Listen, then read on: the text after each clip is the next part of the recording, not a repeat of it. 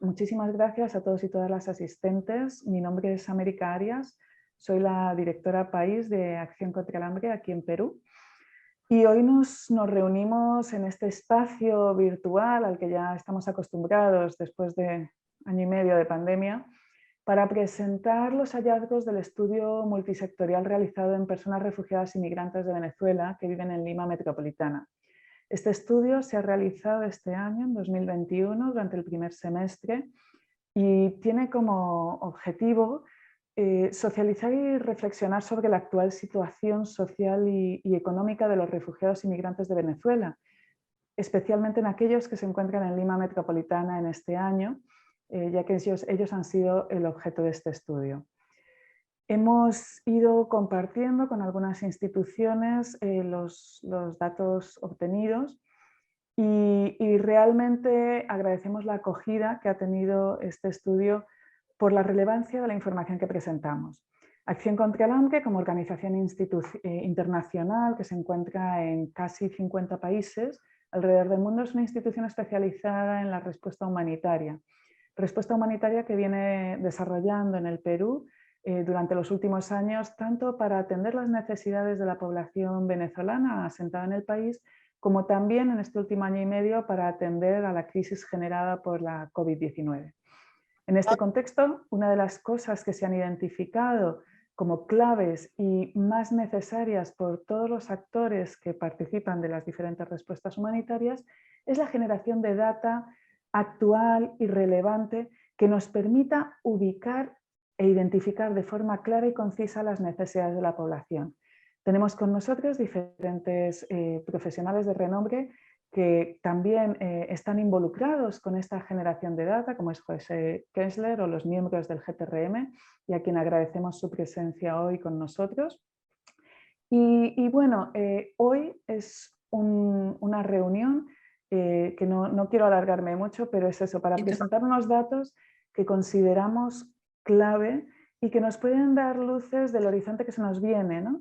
El horizonte que se nos viene por la generación de potenciales bolsones de pobreza y de potenciales situaciones de inequidad y no acceso a derechos fundamentales de esta población que, como sabemos todos, es extremadamente vulnerable. No quiero dejar de agradecer a ECO y a Unión Europea por el apoyo, ya que este estudio se ha realizado en el contexto del programa que ECO viene financiando a Acción contra el Hambre. Y, por supuesto, agradecer al GTRM y a todos los miembros por el apoyo que siempre nos dan. En este primer momento le voy a dar pase a los coordinadores del GTRM, a Camila Celis y a Miguel Urquía, miembros de OIM y ACNUR respectivamente, y como no, coordinadores del Grupo de Trabajo de Refugiados y Migrantes aquí en Perú, agradeciéndoles su labor de coordinación y el apoyo que siempre desde Acción contra el Hambre hemos recibido y el espacio que están trabajando tan duramente por generar, un espacio de diálogo, un espacio de intercambio de información y un espacio que siempre está apoyando a todos los socios y aliados para facilitar nuestra respuesta ante los refugiados y migrantes. Celia, Miguel, muchísimas gracias y bienvenidos. Adelante. Muchísimas gracias, América, por la invitación. Y bueno, y de verdad desde el GTRM, pues encantados de venir a acompañar el lanzamiento de este estudio multisectorial que han realizado ustedes desde Acción contra el Hambre, que además son uno de los 83 socios que hacen parte de esta plataforma nacional. Y bueno, en nuestro espíritu y mandato también de coordinar y articular acciones para garantizar una respuesta efectiva frente a los refugiados inmigrantes venezolanos. Pues como tú bien lo decías, definitivamente la producción de información y de datos confiables son la base tanto de diseño de acciones fundamentadas en la evidencia, pero también de poner en la agenda temas y situaciones que seguramente no estaban visibilizados y que creo no, segura, después de leer este reporte, que este es uno de los ejemplos o de los buenos ejemplos de este tipo de información y de lo que tenemos esta tarde que ustedes van a presentar. Es por esta misma razón que desde el GTRM pues también los saludamos y saludamos este esfuerzo y en especial los resultados que ustedes presentan, porque ahí vemos evidencia frente a las problemáticas que enfrentan hoy los refugiados inmigrantes venezolanos que viven en el país y que, digamos, dan cuenta también de una situación en donde confluye tanto el fenómeno de la movilidad humana como la pandemia y los efectos económicos que esto ha tenido. Pues muchas gracias por invitarnos a acompañarlos hoy y doy paso también a Miguel. Muchas gracias, Camila, muchas gracias, América, por invitarnos. Y efectivamente, desde el GTRM no podemos más que agradecer este tipo de estudios, porque aunque ya estamos en el tercer año de la respuesta, estudios como este de acción contra el hambre nos invitan a trabajar más que nunca de manera conjunta, complementando los esfuerzos del Gobierno, siempre centrados en coordinar acciones para que todos juntos podamos conseguir mayores resultados, que es lo que intentamos desde el GTRM, ese tipo de coordinación, intentando aunar esfuerzos para llegar a la meta tan ambiciosa que tenemos todos juntos. Este informe que tenemos hoy delante nos permite ver que el tema del hambre es efectivamente una realidad. Menos del 10% de los niños y niñas menores de 5 años son atendidos por el sistema de salud y las condiciones actuales han llevado a que refugiados e inmigrantes reciban menos ingresos que los que tenían antes de la pandemia, que ya eran muy limitados, y a su vez mayores gastos. Así que queremos agradecer a Acción contra el Hambre por este trabajo y por invitarnos a este lanzamiento y que nos ayuda a recordar que la tarea que tenemos delante continúa y que es muy grande. Gracias. Muchísimas gracias, Miguel. Muchísimas gracias, Camila. Efectivamente, qué importante es lo que dices, Miguel, de la coordinación y qué importante es lo que decía Camila de la crisis económica, porque al final no son dos crisis, sino que se juntan tres. Y todos sabemos que para abordar y paliar las consecuencias de estas crisis no lo podemos hacer solos, por muy grandes que seamos cada uno en nuestra organización, por un gran territorio que cubramos. Tenemos más de 1 millón de personas refugiadas inmigrantes en el Perú. Es fácil que en cada ámbito de necesidad haya más del 50% de las personas en situación de necesidad. Estamos hablando de grandes cantidades de personas que necesitan ayuda y la coordinación entre instituciones es fundamental para conseguirlo. Por eso agradecer de nuevo a todos los que están participando hoy con nosotros y agradecer la colaboración y la apertura que siempre tenemos todos los miembros del GTRM para colaborar. Voy a dar paso ahora a Alejandro Vargas Vázquez, nuestro coordinador de programas en Acción contra el Hambre, pero quiero recordar a todas las personas que están con nosotros que si tienen alguna duda, por favor, siéntanse libres de ir poniéndola en el chat para que pueda ir compilándolas y al final de la sesión, que habrá un espacio de resolución de preguntas y comentarios, pueda hacérselas llegar a los ponentes. Muchísimas gracias y Alejandro. Sí, muchas gracias, América. También quiero agradecer a cada uno de los participantes de este evento por haberse dado el tiempo y el interés de poder escuchar y reflexionar sobre estos resultados del estudio que vamos a presentar. Voy a proyectar en este momento. Por favor, me indicas, América, si se está proyectando adecuadamente. Sí, ya se ve perfectamente. Gracias. Ok, muchas gracias. También quiero agradecer a ECO y a la Unión Europea porque nos ha permitido realizar ese estudio, a la vez a la Superintendencia Nacional de Migraciones, que muy amablemente colaboró, revisó y hizo aportes interesantes al documento y al análisis que se realizó. Esta presentación que voy a hacer tiene las siguientes partes. Voy a hablar muy brevemente sobre el contexto de la migración venezolana en el país, cuál es la estrategia de actuación que tiene Acción contra el Hambre, algunos aspectos generales de esta evaluación, los resultados y los principales hallazgos. En primer lugar, a ver, sobre el contexto general de la migración venezolana, todos sabemos que de esta crisis de movilidad humana que tenemos en la región, también por reportes del Banco Mundial, hasta noviembre del año 2020, aproximadamente 5.4 millones de hermanos venezolanos abandonaron su país, aunque cifras reportadas hace un mes hablan ya de que han superado los 6 millones. También sabemos que Perú es el segundo país receptor de refugiados inmigrantes venezolanos en el mundo, después de Colombia. Sabemos también que Perú, al igual que otro bloque de países de América Latina, excepto Bolivia y Panamá, suscribieron la Declaración de Quito en el año 2018, a través del cual se establecieron un conjunto de medidas y de directivas nacionales para facilitar el ingreso y la atención de la población refugiada inmigrante en nuestro país. Y también considerar que Lima, como sabemos, alberga aproximadamente al 80% de la población refugiada inmigrante en el país.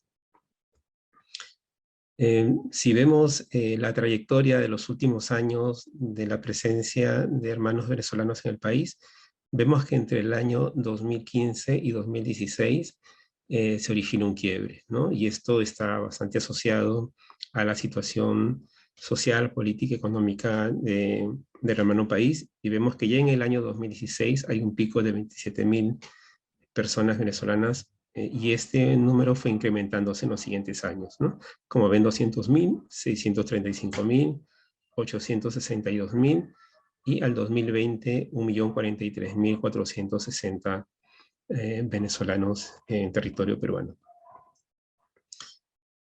Frente a ello, comentarles también que Acción contra el Hambre, frente a este contexto de movilidad humana, desarrolló un plan de acción regional desde el año 2019, todo ello a partir de análisis y estudios que hicimos durante el año 2018, y este plan de acción regional tiene básicamente 4 resultados, ¿no? El primero, reducir el sufrimiento y proteger la vida de la población afectada por la crisis humanitaria en Venezuela.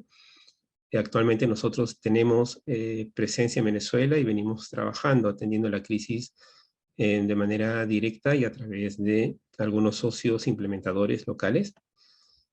A la vez también el segundo resultado de que las y los venezolanos que lleguen a países vecinos, ¿no?, pero también a la población nacional más vulnerable, reciban asistencia humanitaria urgente. El resultado número 3, también para que las y los migrantes venezolanos que tengan vocación de permanencia y también la población nacional más vulnerable puedan restablecer y mejorar sus medios de vida. Y el resultado 4, el que la comunidad humanitaria cuente con información y datos sobre esta crisis, ¿no? Este estudio, así como otros que hemos venido realizando, y esta actividad está en ese sentido de poder compartir esta evidencia que se ha obtenido a través de este estudio. Algunos de los aspectos generales de la evaluación, como ya comentaba América, el objetivo es identificar la situación socioeconómica de las personas refugiadas inmigrantes de Venezuela que viven en Lima Metropolitana, que permitan diseñar y orientar intervenciones más efectivas y oportunas.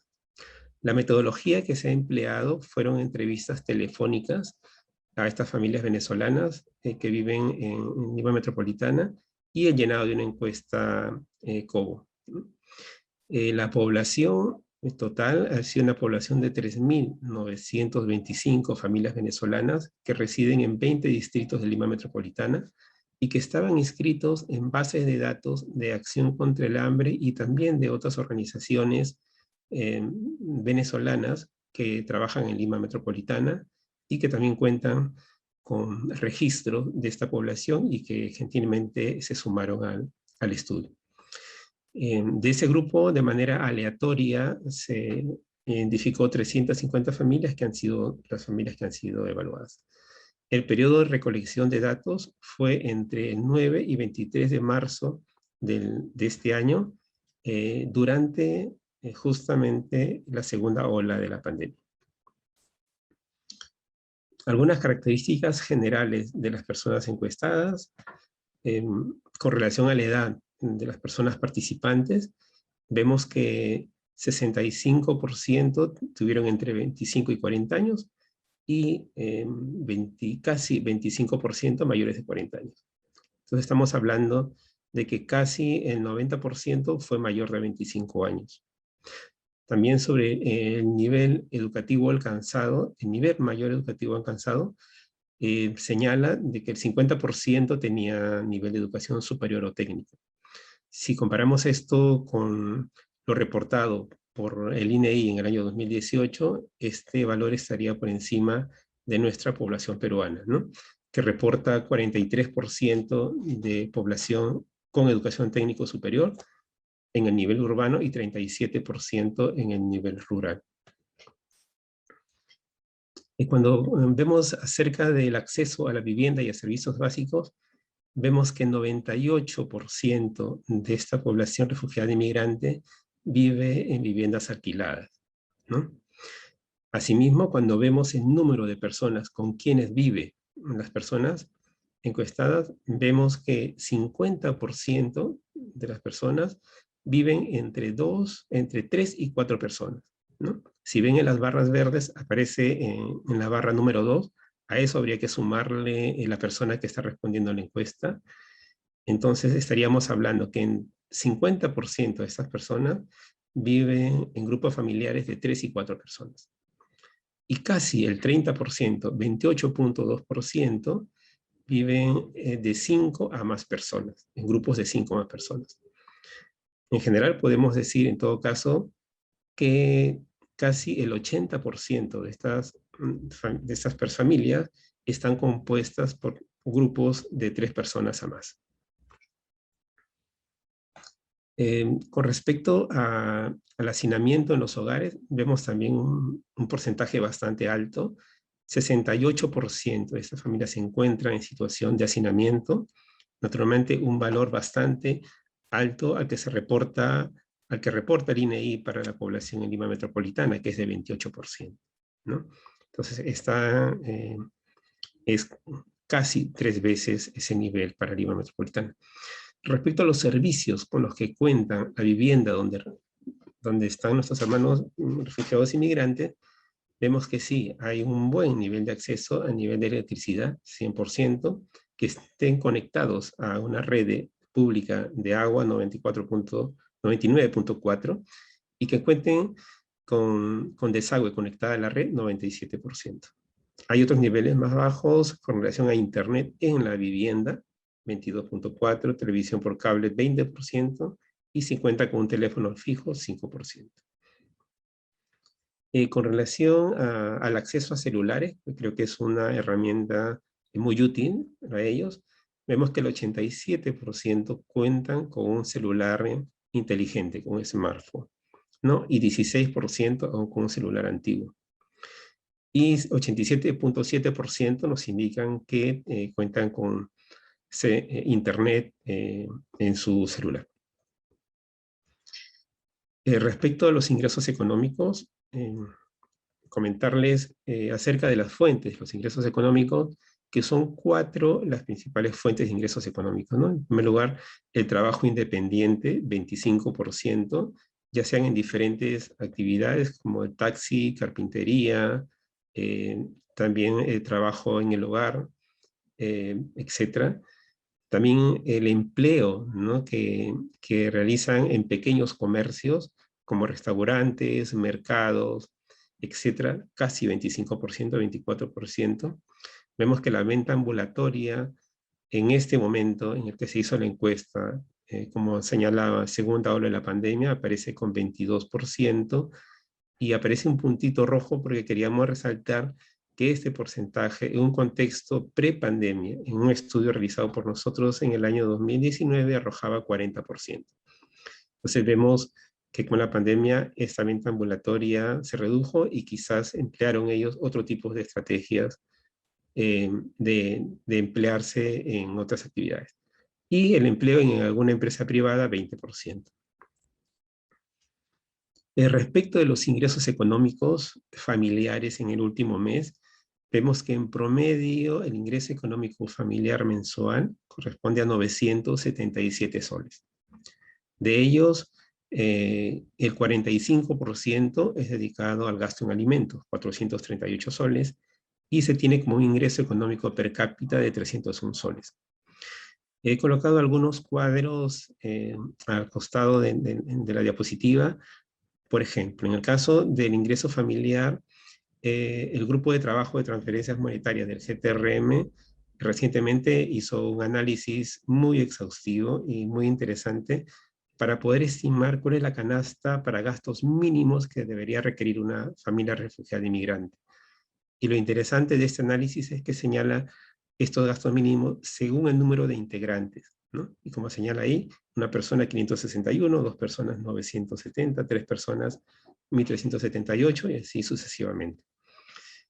Si consideramos que este grupo de personas encuestadas tenían en promedio 3.8 personas por familia, nos encontramos que deberían tener un ingreso, según este estimado, entre 1.300 y 1.832, ¿no? Y nos encontramos con un nivel más bajo que esa estimación. Ahora, si comparamos el ingreso económico per cápita en el último mes, 301 soles, si lo comparamos con la línea de pobreza que señala el INEI para el 2020, es 360 soles por persona, y para la línea de pobreza extrema, 191 soles por persona. En cualquiera de ambos casos, este ingreso económico per cápita está por debajo de ambas líneas, ¿no? Respecto a aspectos que ellos desearan para mejorar sus ingresos económicos, son principalmente dos aspectos que señalan. Uno, el acceso a bolsas de trabajo, y en segundo lugar, la capacitación en empleo y emprendimiento. Respecto a la tenencia de, a una cuenta bancaria, es interesante porque en esta población aparece que 74.5% de estas familias ya cuentan con una cuenta bancaria, ¿no? Lo cual es muy interesante y también oportunidad para algunas iniciativas que se quieran generar. Sobre las iniciativas de emprendimiento, vemos que 30% de las familias ya viene trabajando en algún tipo de emprendimiento económico, ¿no? Y cuando a ese 30% se preguntó qué necesitarían para mejorar su negocio, 76% de ellos refirieron que su necesidad es el incremento para su capital de trabajo, ¿no? Muchos de ellos están dedicados principalmente a actividades relacionadas con la venta de alimentos, ¿no? También la venta de servicios, venta de ropas, ¿no? Y por ahí las principales líneas de emprendimiento que hemos observado. En segundo lugar aparece la capacitación y la asesoría para que estos emprendimientos puedan prosperar. Voy a pasar ahora a hacer algunos comentarios sobre seguridad alimentaria y en este caso, en primer lugar, comentar las estrategias de afrontamiento que emplean las familias para alimentarse. Todo esto planteado en la última semana, ¿no? Estas son 5 estrategias que se evalúan de manera global. Como ustedes conocen, hay un índice que se llama el RCSI, y esto corresponde a eso. Y en estas 5 estrategias se ven que 3 son aquellas que presentan los mayores ponderados, ¿no? El primero, comer alimentos más baratos o menos preferidos, 91%. 75% reducen las porciones de sus comidas y 57% han disminuido el número de comidas que consumen durante el día, ¿no? Y en su gran mayoría, casi 57%, nos indicaban que han unido como que el desayuno y el almuerzo, y de ahí complementan con la cena.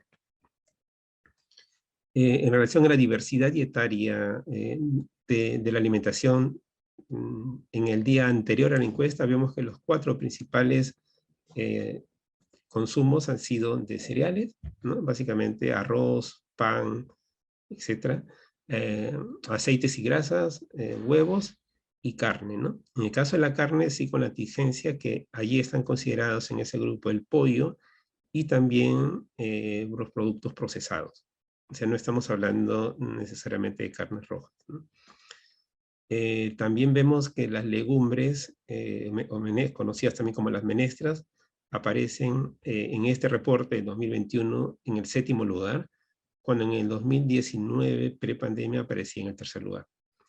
Y también vemos que existen las frutas también con un nivel bastante bajo, y aún más bajo y más marginal el consumo de pescados y mariscos, ¿no? a pesar de tener vocación esta población de consumo de pescado, ¿no? De comida marina. Y esto posiblemente pueda deberse también al bajo acceso a cadenas de frío en el hogar. También se ha estimado el nivel de inseguridad alimentaria en esta población, empleando la escala de experiencia FIES, que es un indicador que actualmente ya se viene implementando en alrededor de 140 países. Es un indicador propuesto por FAO y que va a permitir monitorear el avance en los objetivos de desarrollo, ¿no? Y esto plantea 8 preguntas, ¿no? Para poder establecer de manera indirecta la inseguridad alimentaria. Voy a pasar en el siguiente, donde voy a presentar de una manera. Acá se presenta ya el consolidado, donde se determina a partir de las 8 preguntas que se mostraban en la lámina anterior, que 76.36% de esta población se encuentra en situación de inseguridad alimentaria, 43% en inseguridad alimentaria moderada y 32% en inseguridad alimentaria severa. Si comparamos esto para la población peruana, reportado en el Estudio Mundial de la Seguridad Alimentaria y Nutricional 2021, publicada por FAO y otras agencias de Naciones Unidas, vemos que son más altos, ¿no? Para Perú 47.8 versus 76 en esta población, y la inseguridad alimentaria severa 15.2 en población peruana y 32, ¿no? Es un poquito más del doble en la población refugiada inmigrante. Percepción de la situación nutricional en la población refugiada inmigrante venezolana, en los adultos, se evaluó esta percepción respecto de del nivel de su peso, ¿no? Que tenían antes de la pandemia. Se usó estas siluetas de Sorensen, que son unas siluetas desarrolladas para investigaciones en México principalmente, pero también aplicado en Centroamérica, y que muestran un nivel bastante alto de precisión. Y aplicado esto, para ver su percepción respecto antes de la pandemia, 50.8% señalan que han bajado de peso, ¿no? Cuando hacemos esta misma percepción, esto para tratar de usar la herramienta, aunque esta parte también debemos de decir que no se ha aprobado el haber usado en niños, pero hemos tratado de acercarnos a la percepción que tienen los padres respecto del peso en sus niños menores de 5 años. Vemos que 30.5% señala que percibe que sus hijos también menores de 5 años han bajado de peso. Esto también hace un poco de sintonía con lo que hemos reportado en un estudio y un reporte especialmente del SENAM, Ministerio de Salud, donde señala que 5.1% de la población refugiada e inmigrante en nuestro país tiene desnutrición aguda y 10% se encuentra en riesgo de tenerla. Acceso al seguro de salud y servicio de salud en el último mes. Tenencia del seguro en las personas encuestadas, ¿no? Vemos que 17% de las personas que respondieron señalan que tienen acceso a algún seguro de salud.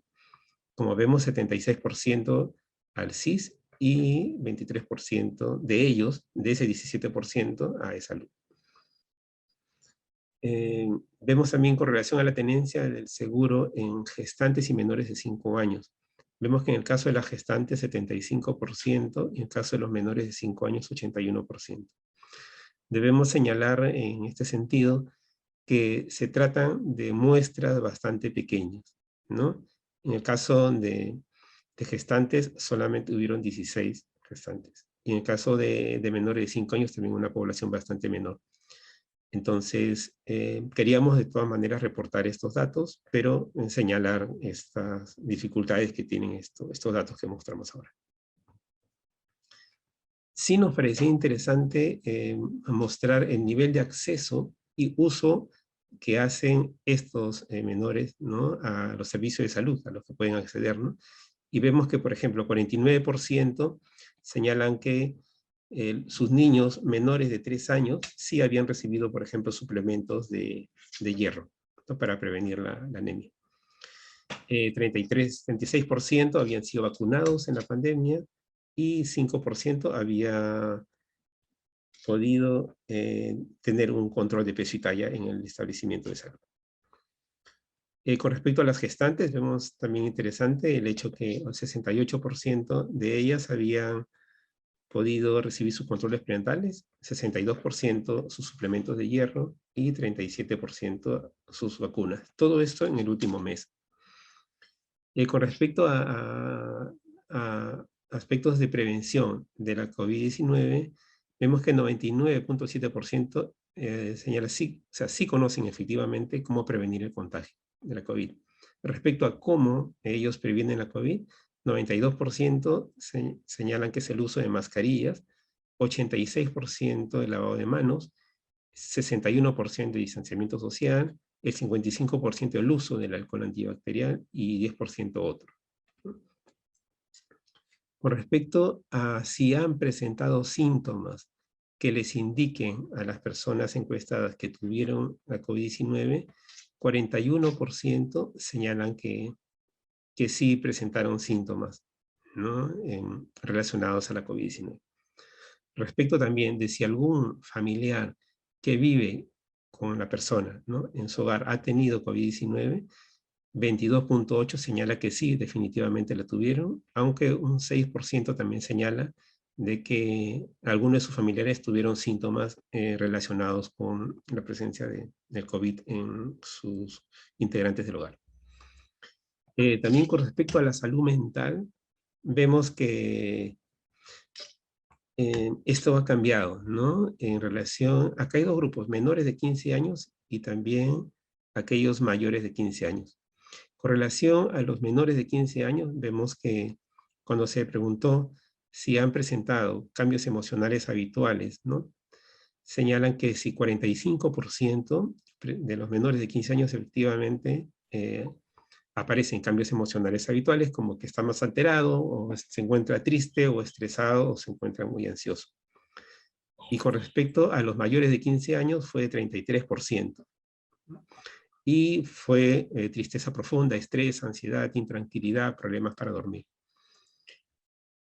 Y con respecto al lavado de manos, también se observa que en los momentos en los cuales se lavó las manos, como aparece ahí, aparecen 56% antes de comer, 48% antes de preparar los alimentos, 34% después de ir al baño, y así, ¿no? 6% después de cambiar el pañal de su bebé, y ahí vienen otros.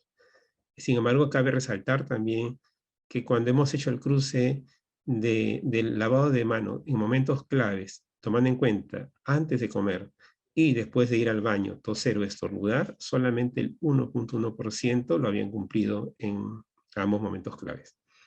Respecto a los insumos utilizados para el lavado de manos, el lavado de manos con jabón solo fue reportado en el 45.4%.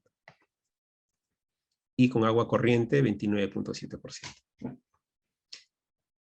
Algunas comparaciones entre el año 2019 y el 2021, como les comentaba, nosotros hicimos también este estudio en el 2019, así que vamos a intentar hacer alguna comparación pre y post y pandemia, ¿verdad? Con relación a los ingresos familiares. En el 2019, 1.115, en el 2021, 977, o sea, una reducción de 12%. El ingreso per cápita también una reducción de 324 a 301, y los gastos en alimentos en el último mes se mantuvieron, ¿no? Eso también nos da una idea de que se ha estado precarizando también la calidad de los alimentos, porque si bien es cierto, casi se ha mantenido el consumo de los alimentos, el gasto en alimentos, a pesar de que los precios de estos también se han ido incrementando. Respecto a las estrategias de afrontamiento, como ya les señalaba en una lámina anterior, eran esas tres estrategias las principales que venían implementando: comer alimentos más baratos, por ejemplo, a 91%, pero en el 2019 esta era de 55%. Reducir las porciones de comida, en el 2019 era 48%, ahora muestra 75%. Disminuir el número de comidas, anteriormente era el 43% y ahora el 57%. Y el disminuir el consumo de los adultos para alimentar a los más pequeños, de 33 a 46. El que se ha reducido es el de pedir prestado alimentos o ayuda a familiares, ¿no? De 51 a 44, y yo posiblemente a que también sus redes de apoyo, sus familiares o conocidos, también están pasando por la misma situación de crisis. Sobre la tenencia de seguro, vemos que en las personas encuestadas, ¿no? Vemos que sí ha habido un incremento de 3.5% a 17.1%. Respecto a los cambios también emocionales, vemos que en los menores de 15 años se ha incrementado en un 66%, de 27 a 45%. Menos que en el caso de los mayores de 15 años, el incremento ha sido de 42%, de 23 a 33%. Entonces vemos también que la pandemia está teniendo un impacto importante, no solamente en los adultos, sino también en los niños y adolescentes. Principales hallazgos, en resumen: 1 de cada 2 refugiados inmigrantes tiene educación técnica y superior. 98 de cada 100 refugiados inmigrantes asumen gastos de alquiler, lo cual es importante para saber que es un gasto permanente y necesario que realizan. 3 de cada 4 refugiados inmigrantes se encuentran en situación de inseguridad alimentaria, cerca de 76%, como lo señalamos. Existe un alto porcentaje de las familias que tienen acceso a servicios básicos de salud, de servicios básicos, como hemos comentado, acceso a agua, a la red de agua, a la red de también electricidad y a la red de SAU. 1 de cada 3 refugiados migrantes venezolanos se encuentran en inseguridad alimentaria severa. Son 3 las principales estrategias de afrontamiento, como lo hemos señalado: alimentos más baratos, reducción de porciones de comida y reducción del número de comidas durante el día.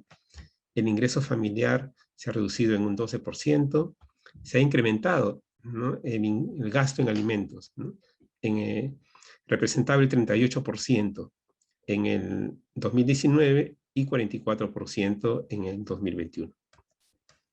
Asimismo, 1 de cada 2 jefes o jefas de familia perciben que han bajado de peso durante la pandemia. 3 de cada 10 cuentan con un emprendimiento económico. 1 de cada 3 jefes de familia perciben que sus hijos han bajado de peso también en la pandemia.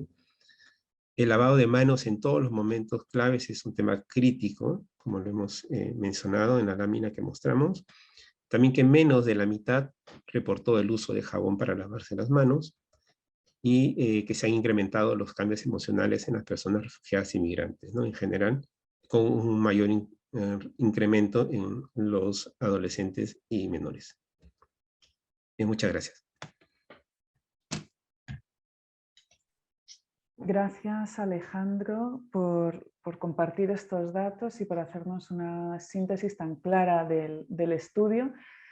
Como habrán podido ver, la imagen que se proyecta a partir de estos datos es una imagen de necesidad de un abordaje integral de esta población, porque podíamos ver señales de alerta más o menos graves en cada uno de los ámbitos que nuestro compañero Alejandro Vargas ha presentado.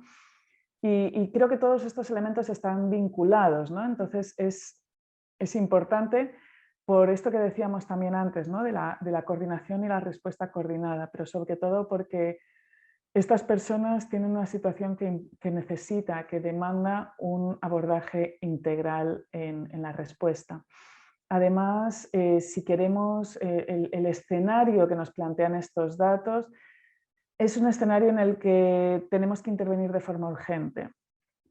Ayer en un evento, el Foro Visiones, un exministro de Economía en el Perú hablaba de cómo se había dado ya la reapertura económica y ahora se tenía que dar la reactivación. La población migrante no puede quedar fuera de esta reactivación económica, es un valor de oro para este país, aportan muchísimo.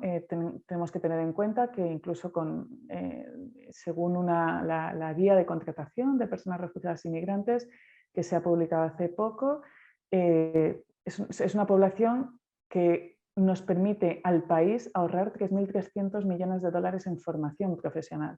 Entonces, para esa reactivación económica se requiere que la población refugiada e inmigrante supere todos estos baches, todas estas situaciones de extrema vulnerabilidad, de forma que puedan empezar a aportar todo lo que pueden aportar gracias a su potencial, a su formación, a su energía y a su motivación, ¿no? Muchísimas gracias y ahora vamos a pasar a las reflexiones del panel de expertos y vamos a empezar con Inti Alvarado, la oficial de protección de la Agencia de la ONU para Refugiados, ACNUR. Ella es, si me permiten un segundo, ella es oficial de protección en el ACNUR en Perú, es abogada con 7 años de trayectoria como trabajadora humanitaria y viene acompañando a todos los actores del GTRM en aspectos de situación documentaria, acceso a programas de apoyo, apoyo a programas de seguridad alimentaria. Inti, muchísimas gracias por tu participación y muchísimas gracias por todo el apoyo que nos vienes brindando en tu participación en el GTRM. Adelante, por favor. Muchísimas gracias a ti, América, por la bienvenida y por la invitación, sobre todo. Bueno, del lado del ACNUR Perú nos gustaría un poquito abonar a las reflexiones de la información que nos han compartido Acción contra el Hambre o a base de también datos que el ACNUR maneja a través de levantamientos de informaciones que realizamos. En ese sentido, me gustaría compartir algunas informaciones que pudiéramos comparar, contrastar, analizar conjuntamente con el estudio que ha compartido ahora Acción contra el Hambre, que es nuestro monitoreo de protección, el que se realizó y cerró el año 2020. Pudo aplicarse a 826 familias con un alcance de aproximadamente 3.000 personas. Esta información fue recogida entre octubre y noviembre del año pasado, pero se pudo contrastar con el primer ejercicio de monitoreo de protección que se realizó en marzo del 2020. Entonces, me gustaría empezar por comentar cuáles fueron nuestros principales hallazgos. Sí, muchas gracias. En ese sentido, mencionar que las familias de personas refugiadas e inmigrantes se encuentran en situación de alta vulnerabilidad debido a la pandemia, y esto se ve reflejado en la falta de acceso a medios de vida, la falta de acceso a alimentos y el aumento de estrategias negativas de afrontamiento. Creería que esto comparativamente refuerza la información ya brindada por el estudio presentado por Acción contra el Hambre. Ahora, la emergencia ha tenido también un fuerte impacto psicosocial, como bien lo señala el estudio presentado, lo cual podría afectar la posibilidad de integración de las familias. Además, estas no estarían accediendo a servicios especializados de salud mental. Un hallazgo adicional es que la mayoría de familias con niñas y niños matriculados en el sistema educativo reportó dificultades para poder garantizar el acceso debido a la modalidad virtual. También se identificó en este monitoreo de protección un número significativo de familias que requiere acceso a servicios especializados de protección, así como la falta de permisos migratorios, lo cual está estrechamente vinculado a el incremento de sus necesidades de protección y sus criterios de vulnerabilidad. Sin embargo, a pesar del deterioro de las condiciones de vida en este esquema que se ha presentado por Acción contra el Hambre y también con estos datos que revela el Ministerio de Protección de la CNUR, la mayoría de familias, de acuerdo a nuestros análisis cuantitativos y cualitativos, tiene de todas formas una percepción positiva del país y ha manifestado su intención de permanecer en el Perú. Sin embargo, con cierto incremento hemos empezado a ver en estos últimos meses a nivel de territorio, en las comunidades, la voluntad de las personas de tal vez empezar a armar un proyecto de vida hacia otros países, hacia el Cono Sur.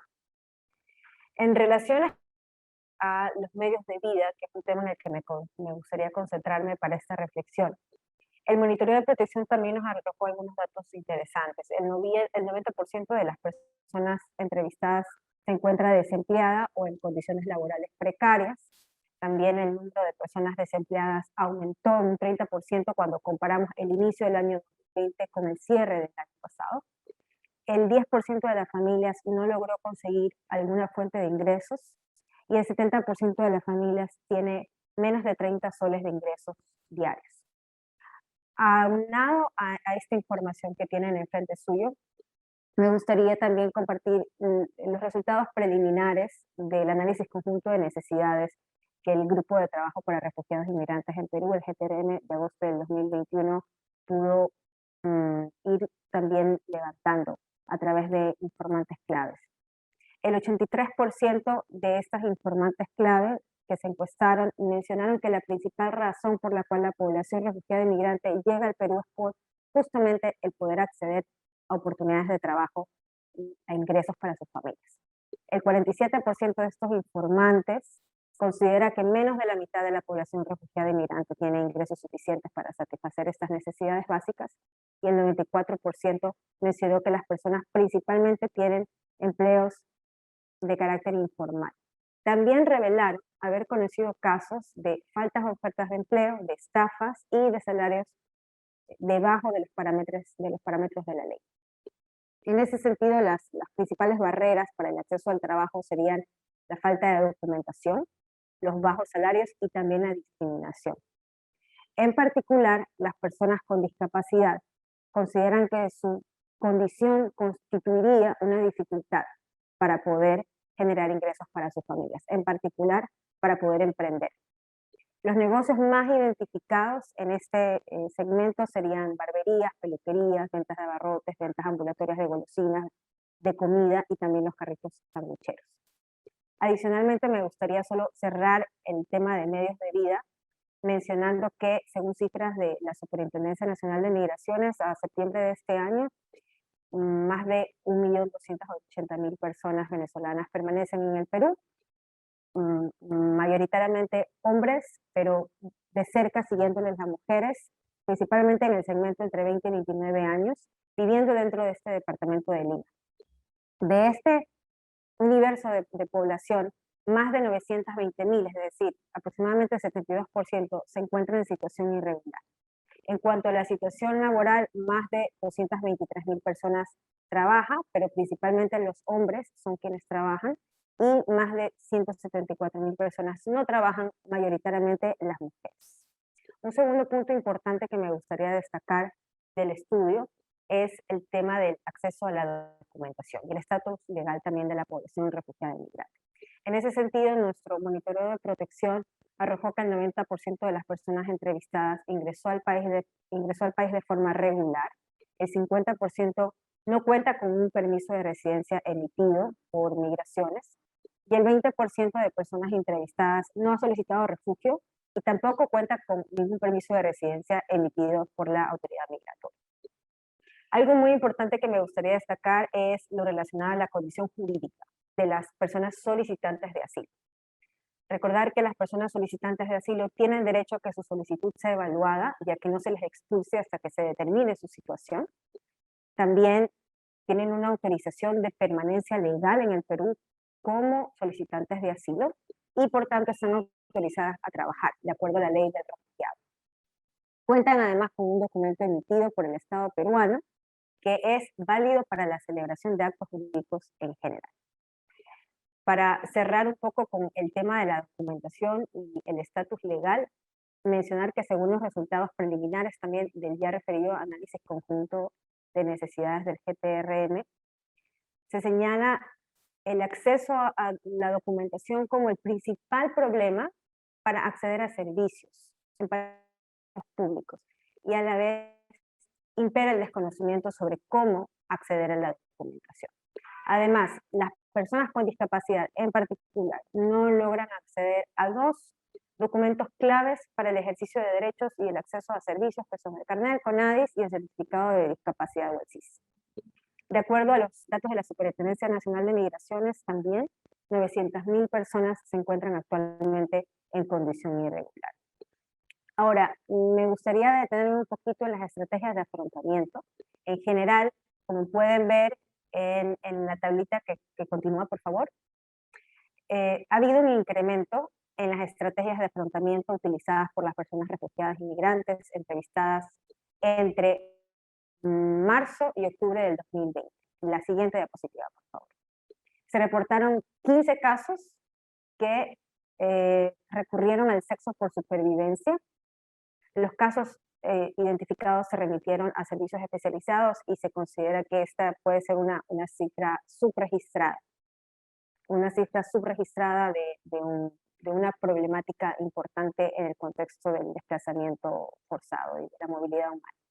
Pero bueno, en general vemos que las familias como estrategias de afrontamiento han tenido que reducir la calidad y la cantidad de los alimentos, han tenido que priorizar la alimentación de las niñas y los niños dentro del hogar, han tenido que pedir dinero prestado, vender sus pertenencias, buscar ayuda humanitaria, principalmente a organizaciones de Naciones Unidas, ONGs, iglesias, recibir donaciones también, dejar de pagar la renta, mudarse del lugar para pagar menos y pedir limosna. Un último punto que me gustaría destacar en cuanto al estudio y en línea con las estrategias de afrontamiento, ya veíamos que el sexo por supervivencia también es, se destaca como un porcentaje minoritario, pero es un problema muy importante y esto va alineado con la violencia de género. Encontramos en los resultados preliminares del análisis conjunto de necesidades del GTRM 2021 que en la mayoría de casos las sobrevivientes de incidentes de violencia de género son mujeres. Ellas tuvieron atención psicológica y acudieron a una comisaría, pero existe muy poca información sobre cómo denunciar. Las personas refugiadas inmigrantes de Venezuela denuncian más de 3 veces menos del promedio nacional estos incidentes de violencia de género. Y el 34% de los informantes claves que se entrevistaron en esta evaluación, que son personas que están basadas en las comunidades, han tenido conocimiento de casos de violencia de género, principalmente casos de violencia física, de violencia psicológica, también se han reportado casos de violencia sexual y de violencia económica, y son las informantes mujeres y personas LGBTIQ+, que tienen mayores conocimientos, mayor acceso a estos casos, pero solo el 52% de ellas y ellos cuentan con lineamientos en sus organizaciones o en sus grupos comunitarios para poder capacitar o para poder orientar sobre los casos de violencia basada en género.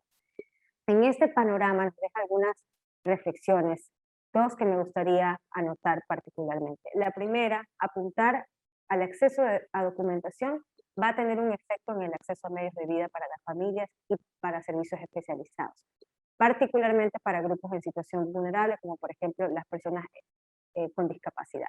Ahí radica la importancia y el vínculo directo que existe entre el acceso a la documentación y el estatus legal en el Perú con el acceso a medios de vida. Y una segunda reflexión, también el potencial que existe en los actores comunitarios para acercar informaciones, para acercar servicios y para acercar asistencia a la población refugiada e inmigrante, en particular a las personas que se encuentren en mayor riesgo, como por ejemplo las sobrevivientes de violencia de género. Muchísimas gracias.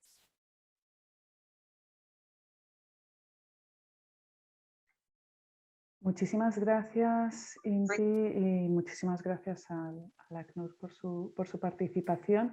Vamos a dar paso ahora a Edgar Ramírez, oficial nacional de proyectos. Si me disculpan que tenía un problema con la computadora y estoy volviendo a abrir la sumilla. Se me ha borrado todo.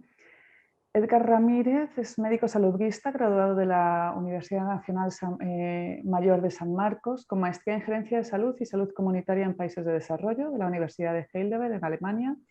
Cuenta con amplia experiencia en la gestión de programas y proyectos de salud pública, salud en emergencias y asistencia humanitaria.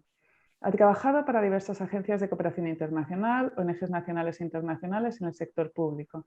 Entre los cargos que ha asumido ha sido asesor nacional de salud sexual y reproductiva y de promoción de la salud para la OPS-OMS en Perú, especialista de proyectos para la Oficina de Salud de USAID Perú, representante auxiliar de UNFPA en Perú y gerente regional de salud para la Federación Internacional de la Cruz Roja, así como asesor del Despacho Viceministerial de Poblaciones Vulnerables del Ministerio de la Mujer y Poblaciones Vulnerables, y actualmente se desempeña como oficial nacional de proyectos y punto focal de salud en la Organización Internacional para las Migraciones, OIM, en Perú.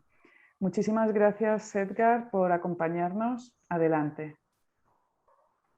Muchísimas gracias a América por la presentación. En primer lugar, quiero expresar mi felicitación por la decisión de haber realizado este importante estudio que nos da todos estos datos tan importantes como estamos viendo y que serán de mucha utilidad pues, para todos los que participamos en actividades en beneficio de la población migrante y refugiada, ¿no?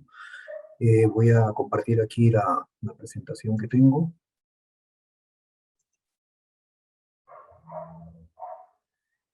Y quiero también agradecer la oportunidad para poder ofrecerles estos comentarios sobre el bloque de resultados en cuanto a salud e higiene.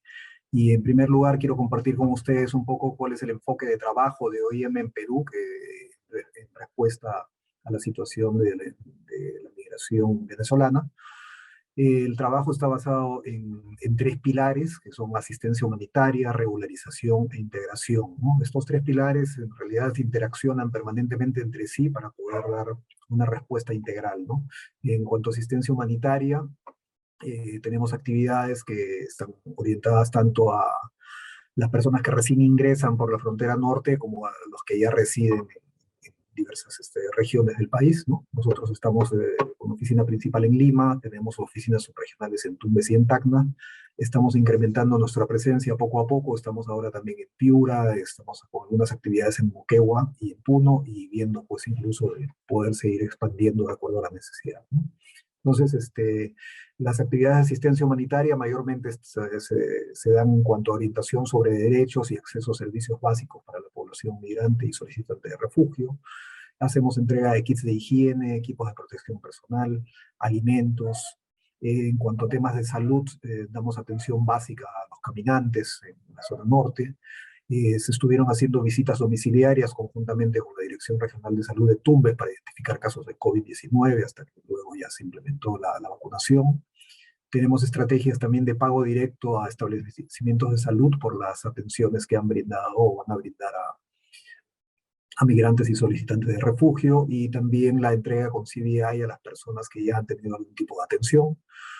Y también estamos trabajando en lo que es el equipamiento de establecimientos de salud con insumos médicos, equipo y materiales para fortalecer la capacidad de respuesta ante la pandemia, ¿no? El tema de regularización también es muy importante porque es el mecanismo principal para poder acceder a servicios básicos, ¿no? Entre ellos salud y también a trabajo formal, ¿no? Y también es el puente hacia la integración, porque ya teniendo este acceso a servicios básicos, a trabajo, mejora la economía y eso facilita pues el proceso de integración, donde también realizamos actividades de inclusión con comunidades de acogida y la promoción de la convivencia pacífica, entre otras, ¿no? Ahora sí, entrando un poco ya a lo que es el estudio, eh, es importante señalar que 2 cosas aquí, ¿no? El estudio definitivamente es importante y es oportuno, ¿no? Es importante porque nos da una serie de información sobre las consecuencias del fenómeno migratorio, ¿no? Y nos permite conocer en manera más amplia cómo se da este proceso migratorio en cuanto a las causas, el impacto que tiene en las personas, las necesidades básicas que enfrentan, así como las brechas que también encuentran ellos entre aspectos de derechos y acceso a servicios básicos, ¿no? Y a trabajo, y sobre todo la falta de inclusión también.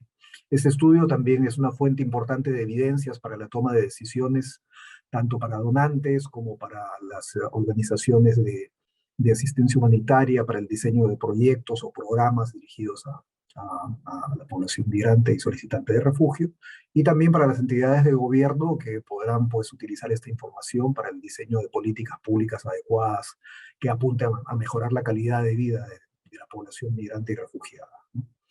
Importante también poder difundir todos estos resultados en cuanto espacio sea posible, sean en foros, en grupos intersectoriales de trabajo, medios de comunicación, ¿no? Y mencionaba que es oportuno el estudio porque no hay muchas fuentes de información, sobre todo que tengan un enfoque multisectorial como lo hace este estudio. Nos permite también tener una radiografía, un corte transversal de la situación de la situación socioeconómica de la población migrante y refugiada, ¿no? Y nos da información actual, sobre todo a marzo del 2021, y en especial durante el contexto de la pandemia, ¿no? El estudio también complementa, obviamente, la información que ha facilitado la Superintendencia Nacional de Migraciones a Acción contra el Hambre para poder presentar estos resultados, y nos facilita pues un análisis integral de la situación, ¿no? Y algo que veo importante aquí es que el diseño de este estudio podría ser fácilmente replicable en otras regiones, sobre todo con las adecuaciones necesarias para cada locación. Después de esto, viendo un poco el tema de las características de la población que se detallan en el estudio, podemos también relacionarlas como que muchas de estas características terminan siendo los factores determinantes de la situación de salud de la población migrante y refugiada, ¿no?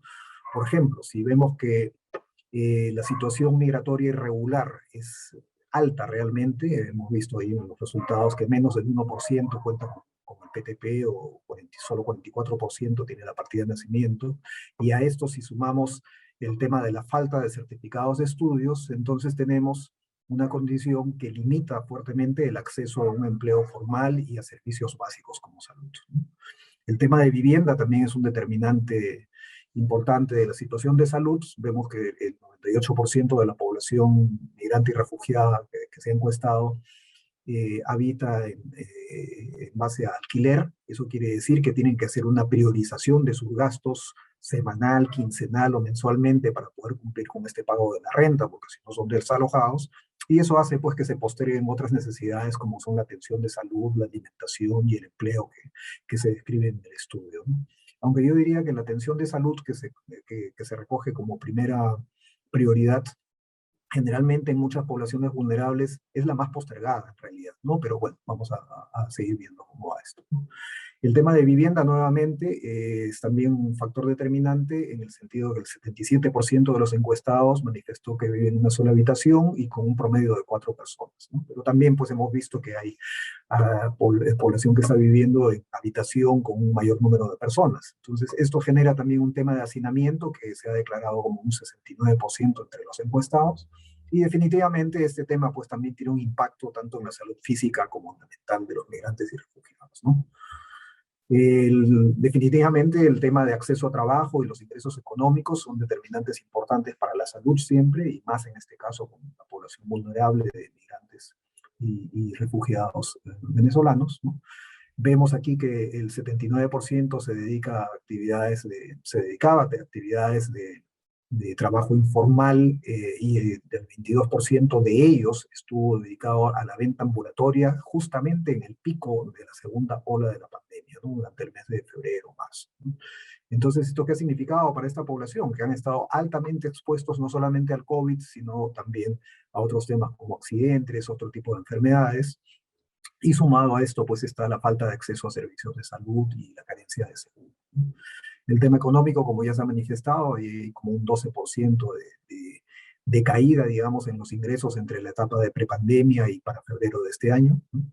Y esto obviamente pues genera un impacto directo en la capacidad de poder adquirir alimentos, de todos los elementos necesarios para la higiene.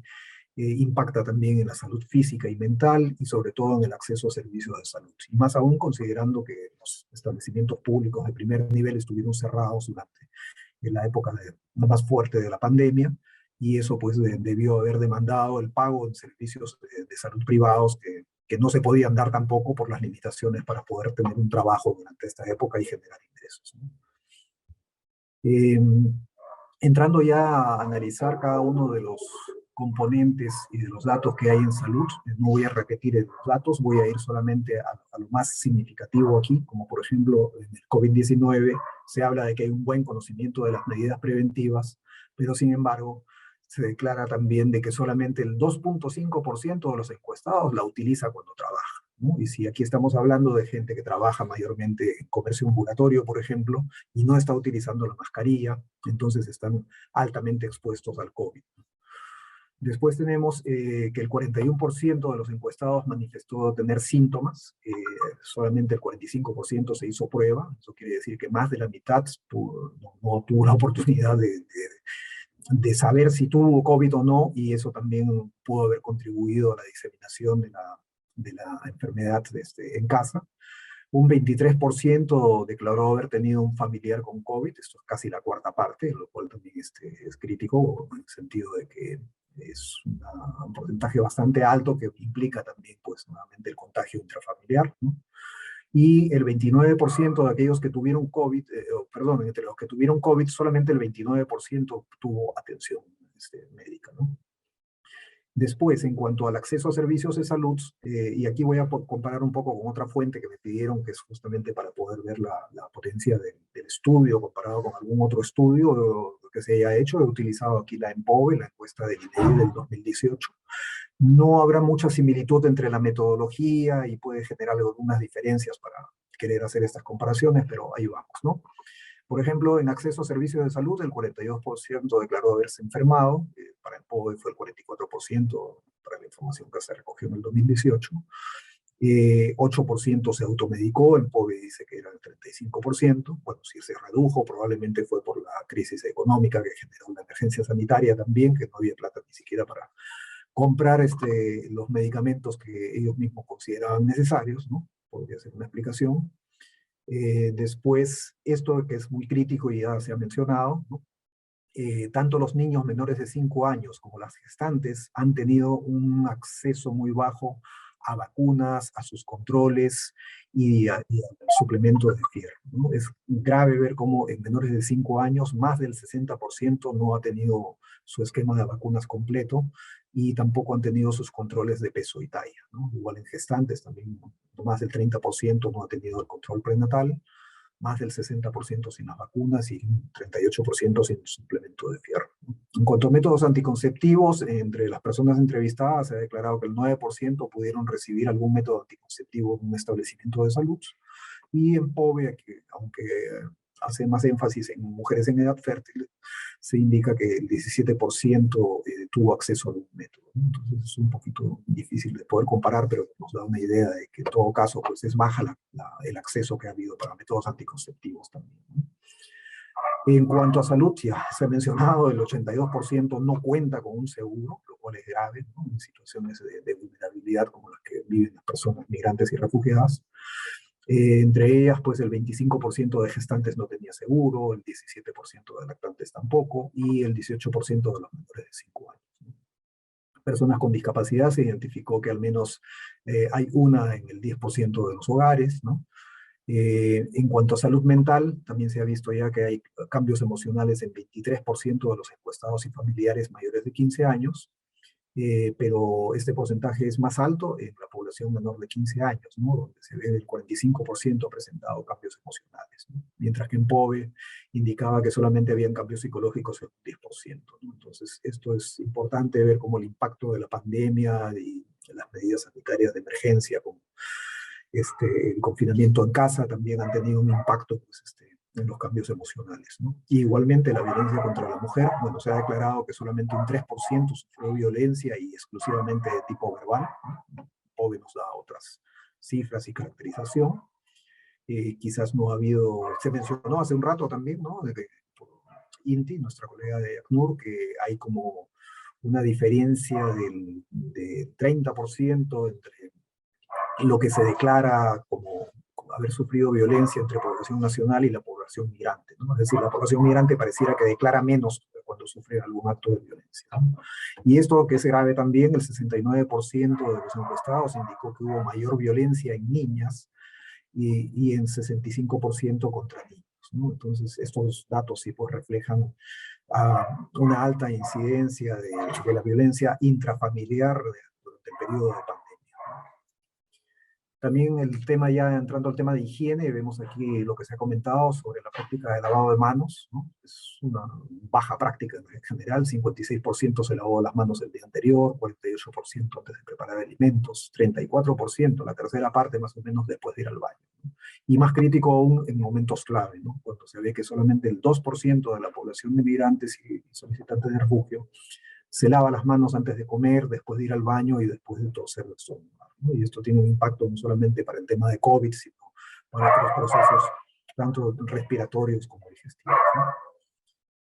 En cuanto al tema de insumos, también es una baja práctica, ¿no? 45% usa jabón, 29% solamente utiliza agua corriente, lo cual pues no es muy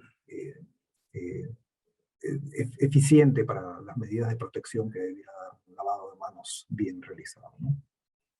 ¿Qué conclusiones y recomendaciones podemos sacar hasta aquí, ¿no? Tenemos que las características de la población encuestada influyen, como determinantes de salud. Ya habíamos mencionado aquí la condición migratoria, es crítica para poder tener acceso a servicios y a trabajo, ¿no? En cuanto al COVID-19 también hay el conocimiento sobre el mecanismo de protección, pero comparativamente pues hay un pobre uso de la mascarilla, especialmente durante el trabajo, hay una mayor exposición, y casi un 25% de los encuestados declaró haber tenido un familiar positivo con el COVID, ¿no? El acceso a servicios de salud ha estado limitado por la pandemia y también la falta de seguro ha agravado la situación, así como el poco acceso a trabajo y la generación de ingresos, ¿no? Lo que ya se mencionó también, crítico entre niños y niñas y gestantes, la falta de controles, vacunas y el acceso a sulfato ferroso. Y la carencia del seguro de salud en un 81% pues determina la urgencia de buscar mecanismos más flexibles para que la población migrante y solicitante de refugio venezolana pueda acceder a un seguro como el SIS y poder estar más protegida, especialmente en momentos de pandemia, ¿no? En cuanto a salud mental, ya mencionamos que la mayor afectación se da en menores de 15 años, pero también está presente en mayores de 15, ¿no?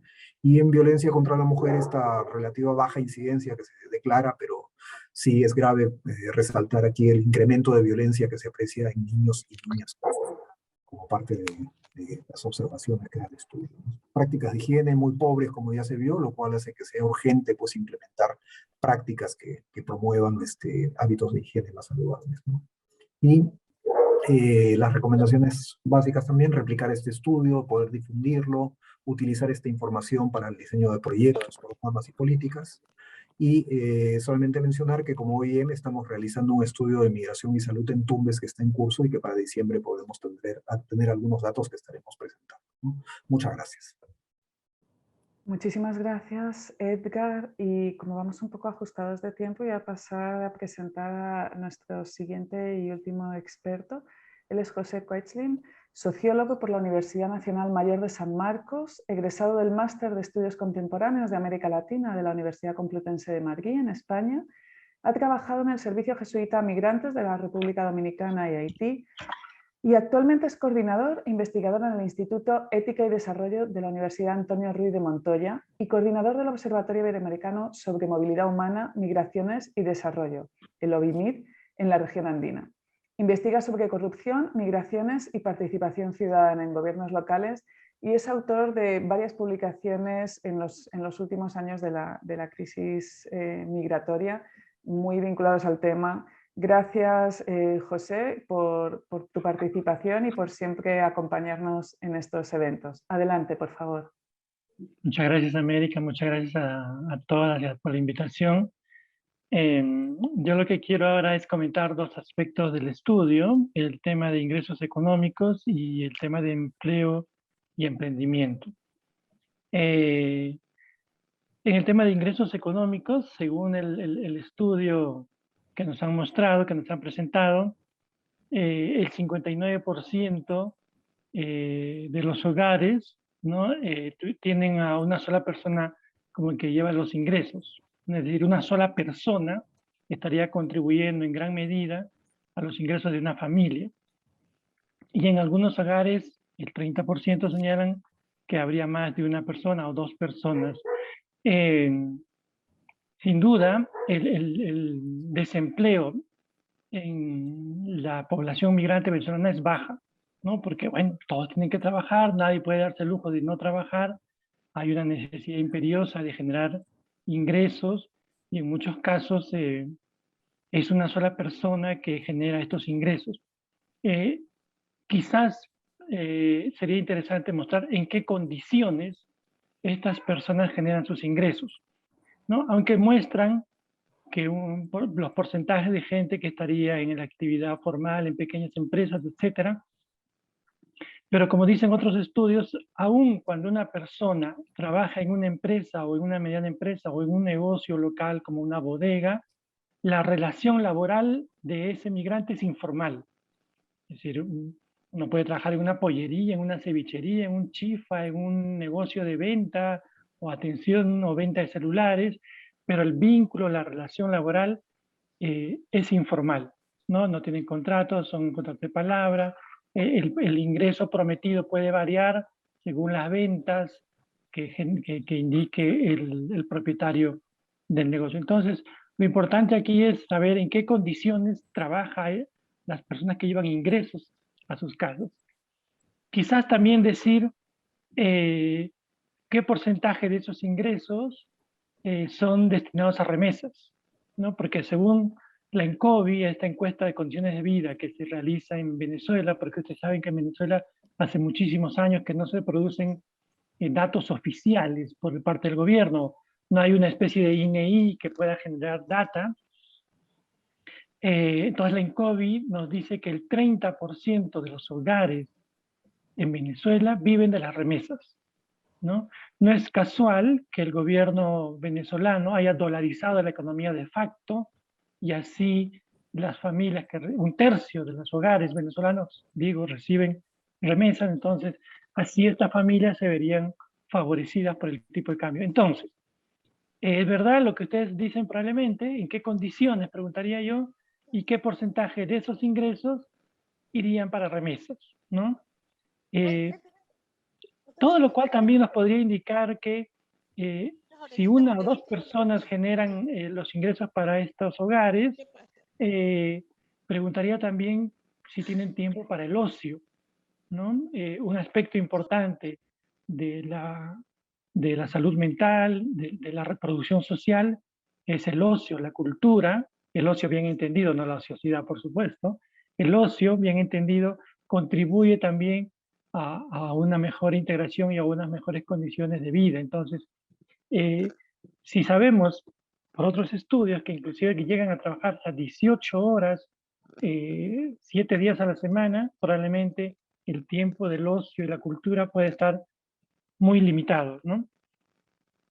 Es interesante también la comparación que hacen entre datos de la pandemia y prepandemia, ¿no? Como el número, los ingresos han bajado, ¿no?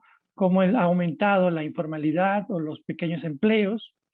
Y este dato es muy importante, ¿no? El gasto en alimentos. Ya, como han presentado antes, ya inclusive hay una mala alimentación, porque bueno, aunque uno se alimenta, puede estar mal alimentado, pero casi hasta un 45% de los ingresos solo se va para comida, ¿no? Entonces, ahí tenemos un problema, porque si se presenta un problema de salud o un problema de equipamiento del hogar, ya no será posible, ¿no?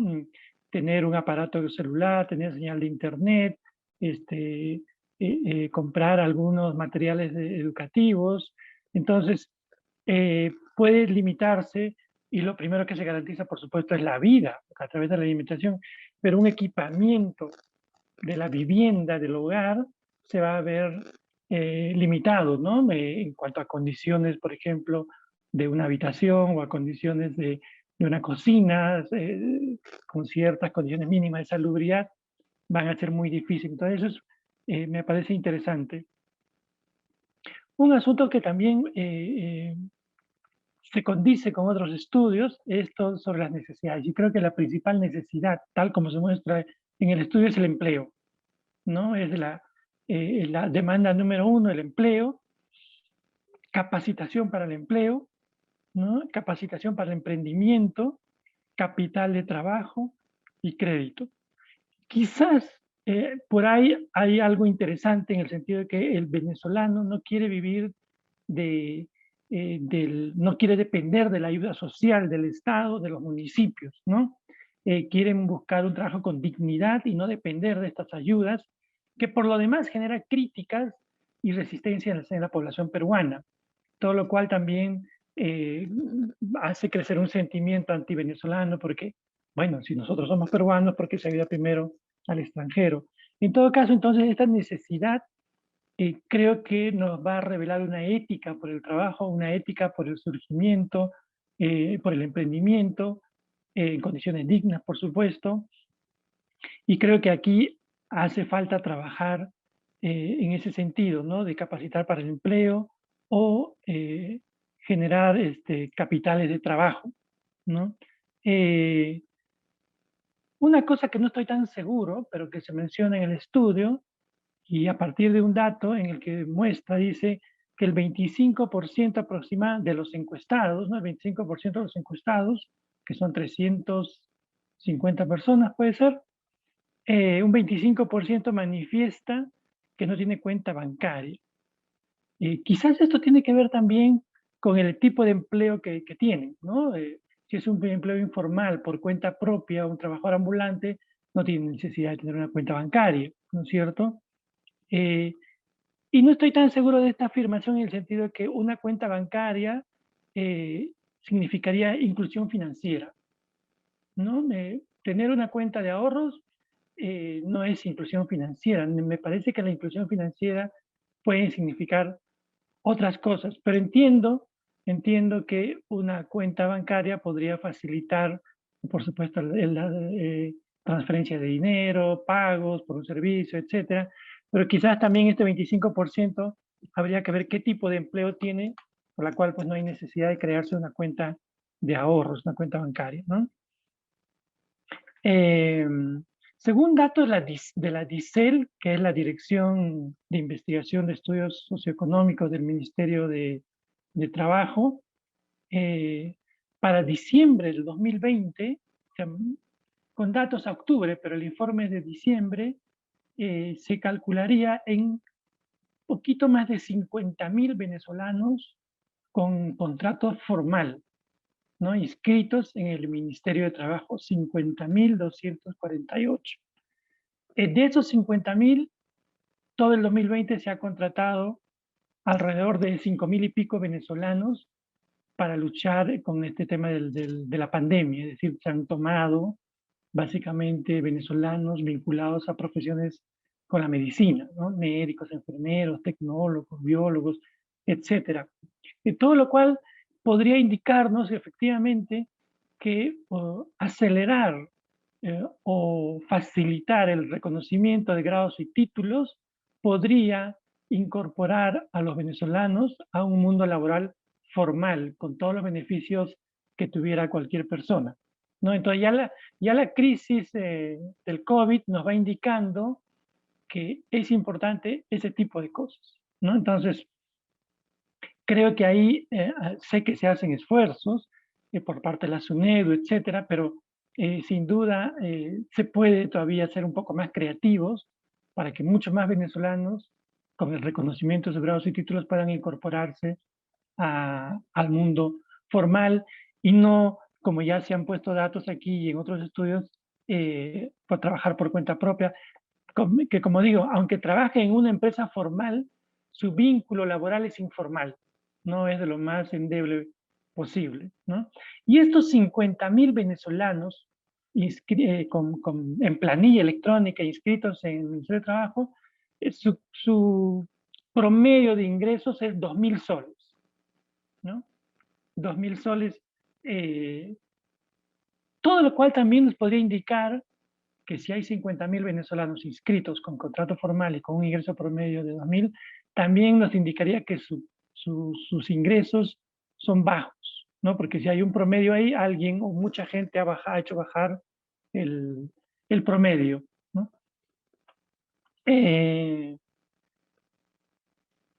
Por ejemplo, a ver, solamente para compartir los datos, por ejemplo, en marzo, o en abril, perdón, del 2020, eran 39.000.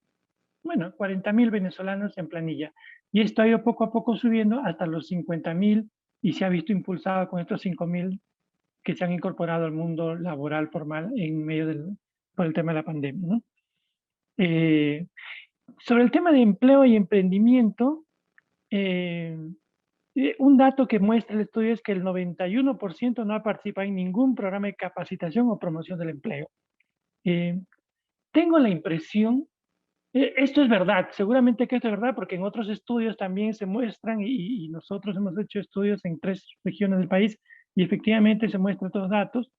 Parecería ser que esto tiene que ver con ciertos acuerdos que tiene el Perú y ciertos acuerdos de integración subregional, particularmente la CAN, ¿no? La Comunidad Andina de Naciones, donde cuando se capacita o se reconoce grados y títulos u habilidades, destrezas, solamente está permitido para ciudadanos del bloque de la Comunidad Andina de Naciones.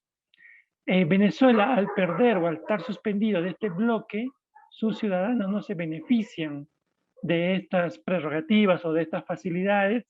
Por tanto, cuando un venezolano busca ser capacitado para el empleo, a Venezuela, al no estar incorporado en este bloque, no recibiría estos beneficios. Creo que ahí hay un gran trabajo también para que venezolanos y venezolanas que necesitan ser formados para el empleo o para que se les reconozca habilidades y destrezas u oficios menores, también pueda fácilmente ser reconocido por el Estado peruano, ¿no? Esto, por ejemplo, este caso en particular ha sido superado en Colombia y se han dejado de pruritos legales de que el venezolano o venezolana no es parte de la comunidad andina, por tanto no hay que capacitarlos para el empleo por parte del Estado, ni reconocerle oficios. No, los colombianos lo que han hecho es de facto reconocer estos oficios menores, certificar estas habilidades y capacitarlos para el empleo porque entienden que es la única manera que pueda rápidamente integrarse a la sociedad y generar ingresos. Me parece que ahí el Perú todavía tenía esa información, si alguien me corrige, y ya en los últimos meses esto ha cambiado, en buena hora. Pero la información que tengo es que todavía el Ministerio de Trabajo le cuesta incorporar ciudadanos de Venezuela por estos asuntos de integración subregional. Todo lo cual también indica, como ya lo he dicho en otros foros, todo lo cual también indica que estos foros o estos acuerdos de integración subregional medianamente no han servido de mucho. Sí sirven, por supuesto, evidentemente, pero cuando surgen estas crisis humanitarias, estas crisis económicas o un cataclismo que no sé, cuando surge algo que escapa a todo esto, los estados no saben o no pueden responder rápidamente y se esconden en cuestiones legales o en cuestiones de acuerdos. Entonces, lo que tenemos es que Venezuela es un país que ha participado de la Comunidad Andina desde su fundación en el año 69, 68. Hay una situación particular de crisis política económica. Por supuesto, se puede suspender al Estado por otras razones, pero sus ciudadanos deberían seguir beneficiándose de estos acuerdos. No veo por qué sancionar al Estado y sancionar de paso al que sufre por unas políticas que ese Estado lleva a cabo.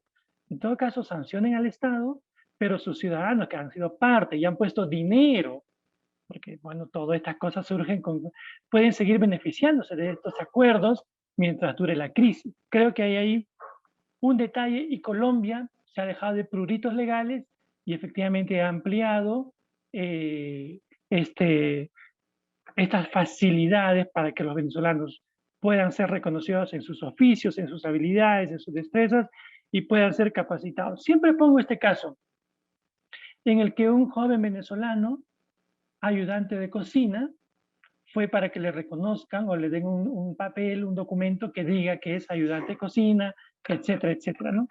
Fue al Ministerio de Trabajo para pedir un certificado, un papel de esto, que le reconozca esta habilidad, y el Ministerio de Trabajo le dijo que no podía, porque, bueno, es venezolano. Lo que le recomendaban es que vaya a una universidad privada para que le certifiquen lo que él ya sabe hacer, ayudante de cocina, ¿no? Bueno, esta universidad privada, que está ahí al ladito del ministerio, o en la misma avenida Salaverry, casi al final, ¿no? Le estaba cobrando 8.000 soles para certificar lo que él ya sabe hacer, ayudante de cocina. Entonces, ¿qué migrante puede ir a una universidad privada en gastronomía para que le certifique lo que él ya sabe hacer los últimos 15, 20 años? No, eso es condenar otra vez a lo que los datos y los estudios como este nos muestran, que hay mucha gente que trabaja en el tema informal, que perciben bajos salarios, que tienen que trabajar en unas condiciones pues indignas, etcétera, ¿no? Después he visto, o el estudio muestra efectivamente los cursos que se han ido dando para que el migrante pueda incorporarse a una vida laboral más rentable, ¿no?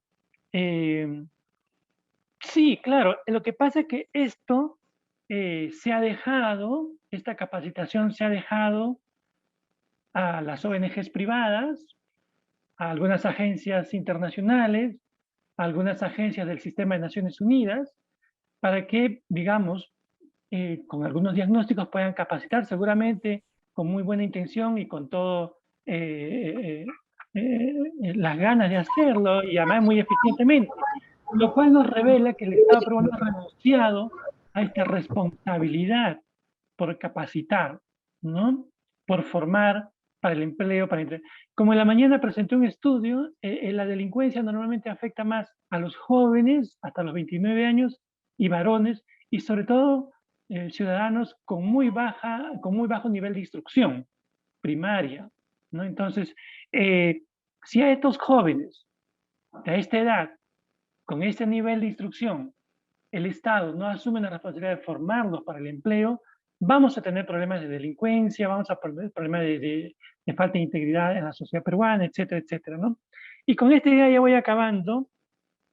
Tomás Páez, en un libro que se llama La diáspora venezolana, más o menos diagnosticó algo así como que habrían migrado 3 tipos de personas con las 3 E, llama él, ¿no? Unos migrantes que buscaban estudiar, otros migrantes que buscaban ser emprendedores o empresarios, y otros migrantes que buscaban emplearse. Estas 3 E, estudiante, empleado y empresarios. Todos sabemos, o por lo menos en los primeros estudios sabíamos que lo que había llegado al Perú, sobre todo era gente que buscaba emplearse, ¿no? No hemos tenido muchos estudiantes, ya eso fue después, ya cuando hubo una especie de reunificación familiar, etcétera, y tampoco al principio hemos tenido esta E de empresarios o emprendedores.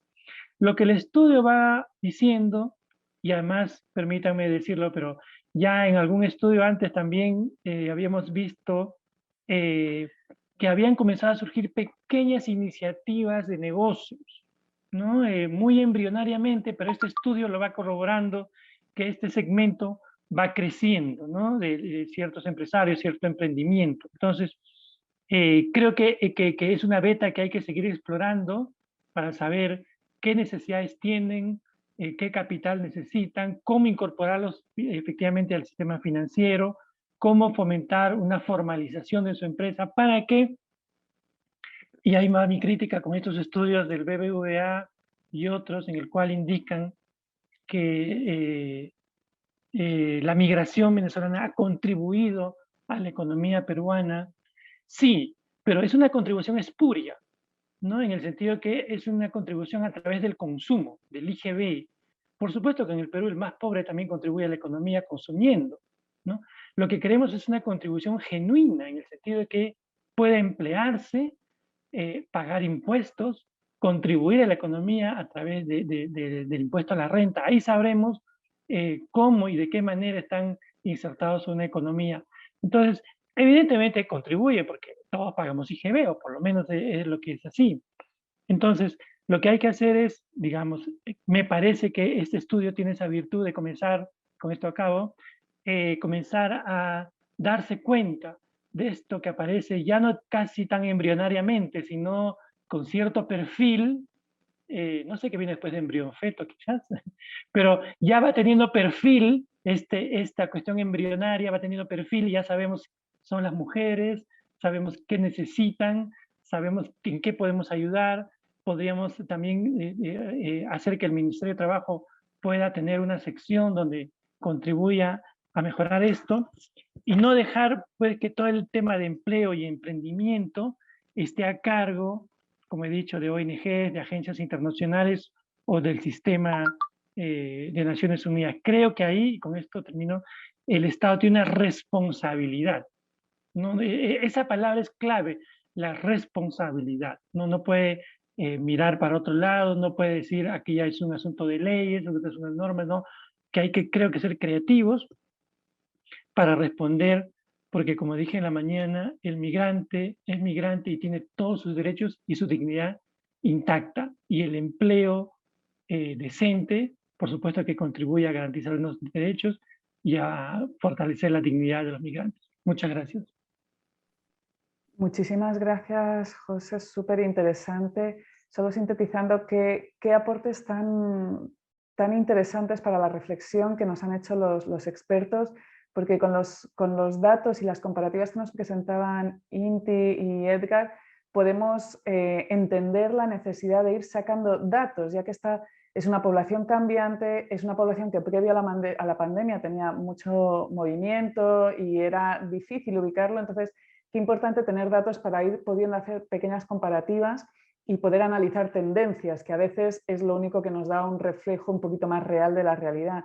Y qué importante, y me quedo con una cosa que decías al inicio, José, con esos datos, aunque sean en un tiempo corto y con una muestra pequeña, poder hilar un poco más fino, ¿no? Hacer unas reflexiones un poquito más en detalle sobre la información de calidad y las conclusiones de calidad que se puedan sacar, ¿no? Respecto, por ejemplo, hablabas tú de la calidad del empleo, o sea, una cosa es saber cuántos tienen empleo y otra la calidad de ese empleo, ¿no? Vamos a pasar, ya que te vamos con retraso, al bloque de preguntas. Alejandro, te pediría que fueras súper breve, tenemos un par de preguntas que nos han trasladado. La primera sería, del total de población, ¿cuál es el número de muestra que se ha tomado para los datos estadísticos? Y la segunda, si se ha evaluado la inseguridad alimentaria por género. Te pediría en 3 minutos, por favor, para poder dar paso al cierre y no retrasar más. Muchísimas gracias a todos y a todas por sus aportes hasta ahora. De verdad creo que es un gusto tener este tipo de reflexiones. Alejandra, adelante. Sí, de manera muy precisa. La muestra a la cual se ha obtenido la información son 350 personas. La población total de la cual se obtuvo esas 350 personas que fueron identificadas de manera aleatoria fueron 3.200 familias, ¿no? 3.200 jefes de familias. Sobre el tema de inseguridad alimentaria, discriminadas por género, la muestra era muy pequeña para poder hacer esta discriminación. Lo que sí podemos comentar es que 70% de las personas que respondieron a la encuesta eran de sexo femenino. Gracias. Muchísimas gracias a todos y todas las asistentes. Ahora tengo el gusto de dar paso a la clausura de este evento. Tenemos el honor de contar con la ministra María Antonia Massana García, que además es presidenta de la Mesa de Trabajo Intersectorial para la Gestión Migratoria, mesa en la que hemos tenido el placer de participar en este último mes. Queremos agradecerle especialmente en un día como hoy de tanta complejidad que haya buscado un hueco para compartir con nosotros. Ministra, si quiere pasar a dar clausura. Muchísimas gracias, América. Aprecio muchísimo la invitación que me ha hecho Acción contra el Hambre para clausurar este evento que resulta de importancia para todos nosotros, quienes estamos preocupados por la situación de nuestros migrantes y refugiados, porque se trata de un grupo de personas altamente vulnerables y que con la pandemia se han tornado aún mucho más vulnerables. Son personas que han llegado a nuestro país en búsqueda de mejores horizontes de vida para sus familias y para ellos. Contamos con más de 1 millón de migrantes y refugiados venezolanos. Somos el segundo país a nivel mundial en acogerlos y lo hacemos con gran afecto, compartiendo lo que tenemos. Hemos tomado minuciosamente nota de los hallazgos del estudio multisectorial en personas refugiadas y migrantes de Venezuela que viven en Lima Metropolitana. Debo decirles que los resultados de este estudio nos llenan de una profunda preocupación, porque la evidencia nos muestra que tenemos niños no solo con desnutrición crónica, sino también hay pequeños con desnutrición aguda. Esta evidencia nos llama la atención respecto a que debemos poner más atención en este tema, pues todos sabemos que al tratarse de niños menores de 5 años, esta condición afectará negativamente su crecimiento y su desarrollo cognitivo. Con estos resultados se visibiliza una situación en la que es necesario que todos nosotros, funcionarios del Estado, de las agencias de Naciones Unidas, de la sociedad civil y del sector privado, tomemos conciencia de la importancia que reviste el reconocer la existencia de este mal, y que por ello debemos acordar y ejecutar acciones para erradicarlo. Es así que en la mesa migratoria este tema ya ha sido incluido en la agenda, puesto que necesitamos sumar esfuerzos para erradicarlo. La batalla contra la desnutrición, sea esta aguda o crónica, requiere un enfoque integral, que no solo pasa por la atención directa a los niños, víctimas de este mal, sino también por procurar que las familias de estos, nuestros niños, puedan integrarse social, cultural y económicamente. Los padres requieren contar con ingresos permanentes que les posibiliten mantener una dieta saludable para sus familias y requieren también tranquilidad y bienestar. Todos estamos conscientes que la migración debe ser atendida desde sus diversas perspectivas y en todo nivel de gestión y decisión, con diálogo y acción coordinados. Nuestra respuesta será efectiva y adecuada, evitando duplicidades, complementando nuestras acciones de manera conjunta y articulada. Los beneficiados al final de esta acción, de cada jornada, de cada esfuerzo, serán nuestros migrantes y refugiados.